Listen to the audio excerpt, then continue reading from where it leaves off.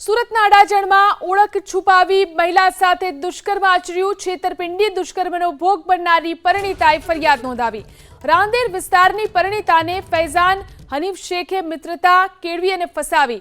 ફૈઝાને હિન્દુ તરીકે ઓળખ આપી લગ્નની લાલચે દુષ્કર્મ આચર્યું. પરિણીતાએ લગ્નનું દબાણ કરતા યુવકે ઇનકાર કર્યો.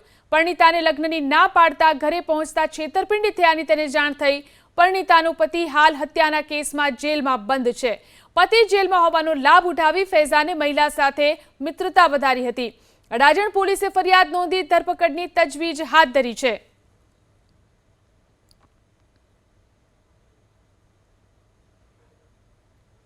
આરોપી છે એને પેલા ભોગ બનનાર સાથે સોશિયલ મીડિયાથી કોન્ટેક્ટમાં આવેલા અને એને પોતાનું નામ દીપક સાકી છે અને પછી એ લોકો સંપર્કમાં આવીને એકબીજાને મળીને શરીર સંબંધ બાંધ્યા.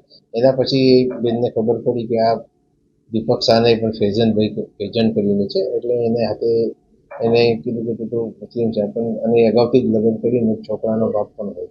જે મુજબની ફરિયાદ અત્યારે અડાજણ પોલીસ સ્ટેશનમાં દાખલ કરેલ છે અને આરોપીને અટક કરવામાં